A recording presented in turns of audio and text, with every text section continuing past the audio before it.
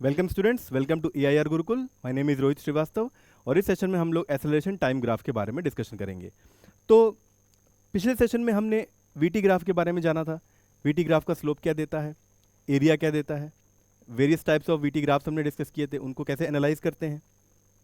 अब वैसे ही जैसे VT ग्राफ में या XT ग्राफ में टाइम एक्स एक्सिस पे होता था, यहाँ भी टाइम एक्स एक्सिस पे ही रहेगा और एक्सेलरेशन आ जाता है वाई एक्सिस पे।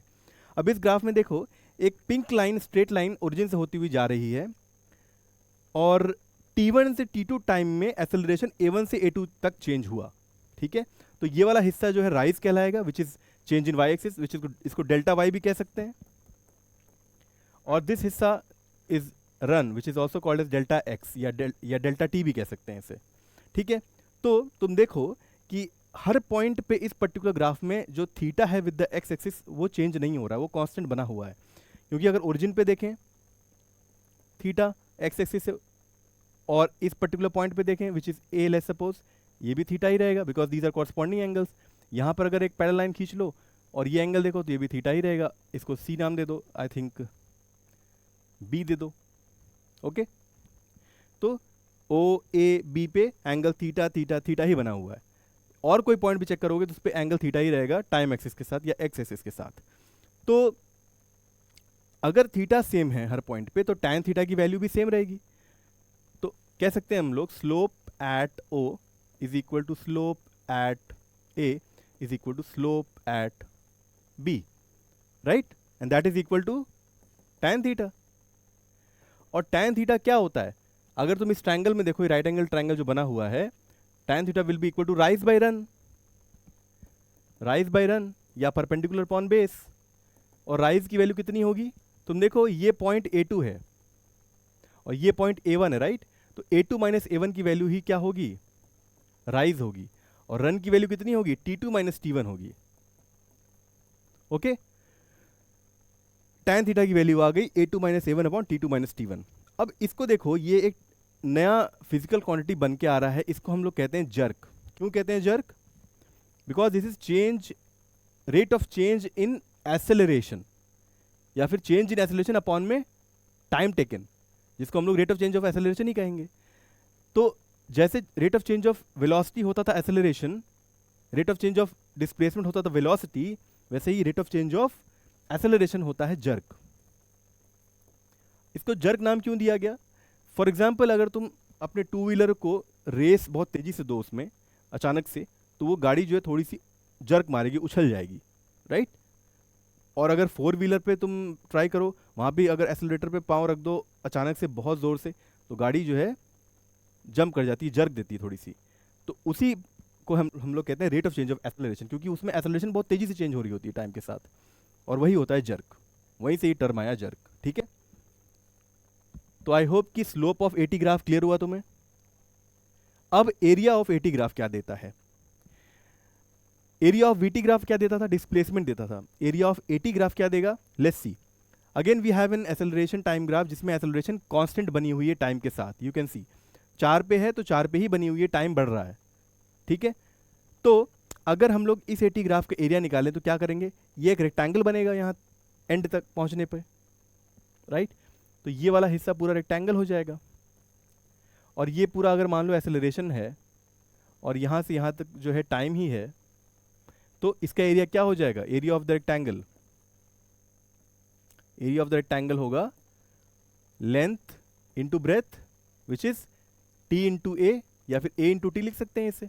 ठीक है, अच्छा, इसके अलावा हमें एक और फॉर्मूला पता है एक्सेलरेशन का, अगर याद करो वो क्या होता था, delta we upon delta T होता था, rate of change of velocity. और अगर इसी को हम लोग क्रॉस मल्टीप्लाई करके लिखें तो क्या आ जाएगा, delta V is equal to A delta T आ जाएगा, है ना। तो अब यहाँ पर देखो ए टी है, वहाँ पर ए डेल्टा टी है, और यहाँ जो टाइम आया हुआ है वो 0 से लेके टी तक है ना, तो डेल्टा टी तो टी ही होगा ना, बिकॉज 0 से स्टार्ट हुआ है, इनिशियल टाइम 0 है। तो टी को यहाँ पे डेल्टा टी भी लिख सकते हैं हम लोग। तो ए डेल्टा टी की वैल्यू कितनी हो जाएगी, delta v. Hence we can say area of eighty graph gives delta v. Delta v का मतलब होता है change in velocity, change in velocity का मतलब होता है v final minus v initial. तो इसको लिख सकते हैं v F minus we i, ठीक है। तो always remember that area of acceleration time graphs gives change in velocity delta V, not just velocity, delta V, V F minus we I. इसको हम लोग एक अच्छे न्यूमेरिकल से समझते हैं। सपोज करो एक रेस कार है, वो कांस्टेंट वेलोसिटी से आगे बढ़ रही है 20 मीटर पर सेकेंड की स्पीड से, ठीक है। तो इनिशियल वेलोसिटी दे दी गई है इसकी 20 मीटर पर सेकेंड, ठीक है। और जब वो फिनिश लाइन पे पहुंचती है तो रेस कार जो है उसका ड्राइवर स्टार्ट्स टू एक्सेलरेट करना शुरू कर देता है, ठीक है। और ये वो ग्राफ है कि 6 से घट के एक्सेलरेशन जो है 0 हुई 8 सेकेंड में, ऐसा स्ट्रेट लाइन बना हुआ है, एटी ग्राफ दिया हुआ है। तो हमें फाइनल वेलोसिटी निकालनी है, find the final velocity of the driver when she reaches the finish line. तो अब हम लोग क्या करेंगे, सबसे पहला काम करेंगे कि इस एटी ग्राफ का एरिया निकालेंगे, जो कि किसका एरिया होगा, एक ट्रायंगल का एरिया होगा, राइट।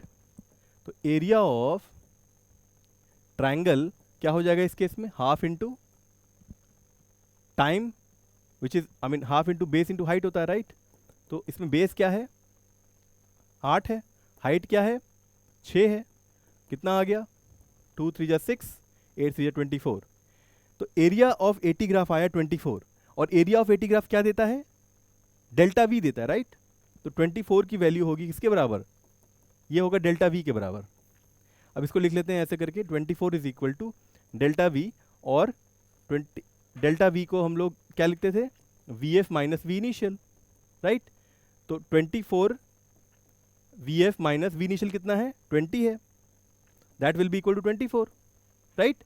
तो वी एफ कितना आ गया, वी एफ आ गया 20 प्लस 24 यानी कि 44 मीटर पर सेकेंड।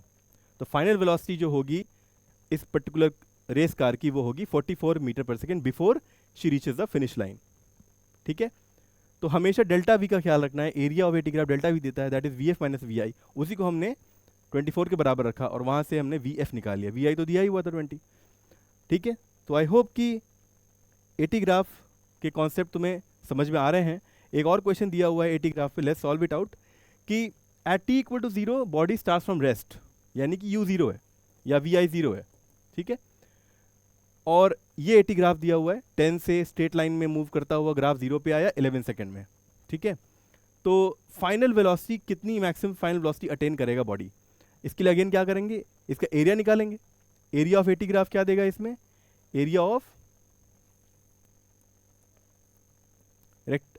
ट्रायंगल देगा which is half into 11 into 10, base 11 है, हाइट 10 है, कितना आ गया, 2 5 10 यानी 55 आ गया।